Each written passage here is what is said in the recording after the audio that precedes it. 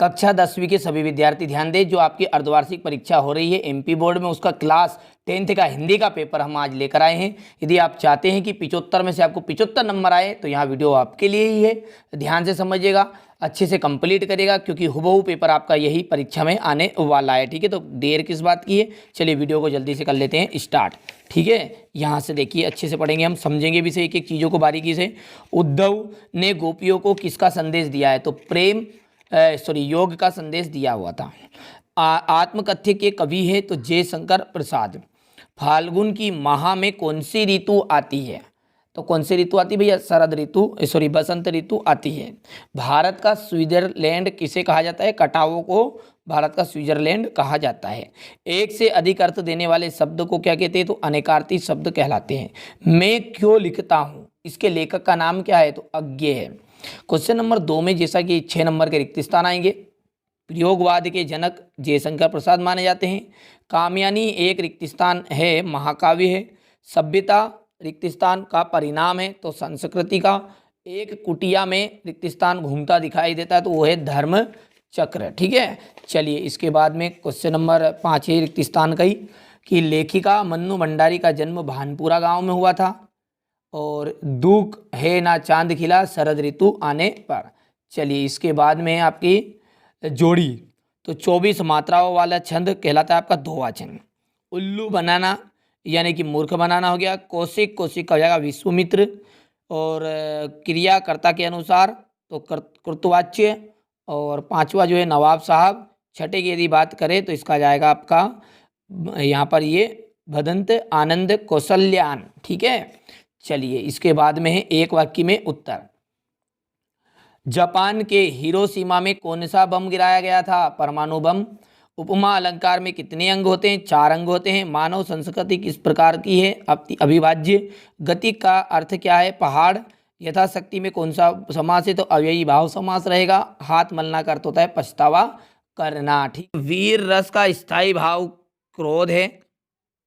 ठीक है, तो वीर रस का स्थायी भाव क्रोध नहीं है। ठीक है, उत्साह होता है, तो ये बात होगी आपकी असत्य, यानी कि आपको लिखना है असत्य।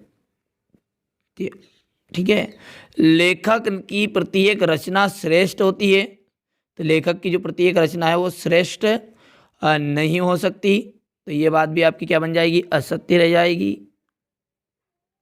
कई की रचना श्रेष्ठ बन जाती है। मूसर तिवारी को भोलानाथ ने चिढ़ाना शुरू किया था, ये भी आपकी असत्य है।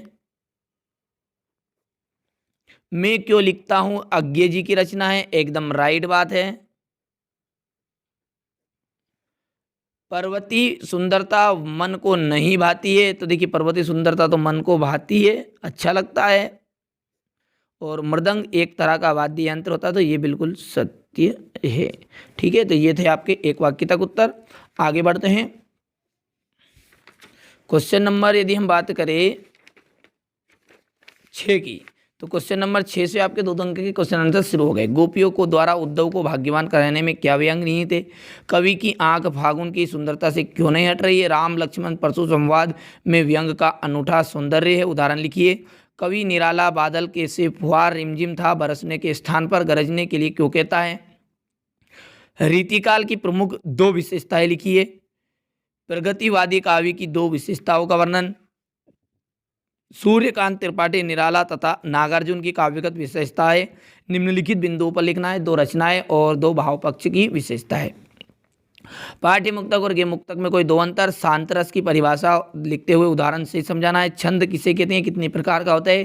पुनरुक्ति प्रकाश अलंकार की परिभाषा उदाहरण सहित। नाटक और एकांकी में कोई 2 अंतर। ठीक है, यहाँ पर देखिए। और कहानी किसे कहते हैं, किन्हीं 2 कहानीकारों के नाम।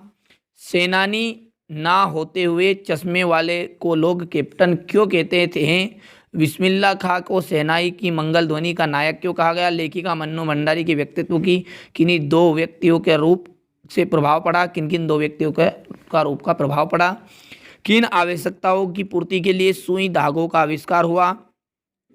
स्वयं प्रकाश तथा मन्नू भंडारी की साहित्यिक पश्चिम सीमाओं निम्नलिखित बिंदुओं पर कीजिए। 2 रचनाएं और भाषा शैली।